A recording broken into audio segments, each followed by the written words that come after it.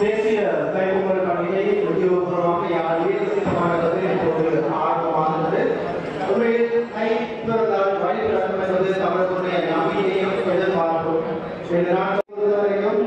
இந்த அறநிலை பாடசாலைகளுக்கான முக்கியத்துவம் சரியான முறையில் வழங்கப்பட்டிருக்கவில்லை. ஆனால் இப்போது கௌரவ மனசன் சுவாமிநாதன் வழிபாட்டில் இந்த அறநிலை பாடசாலை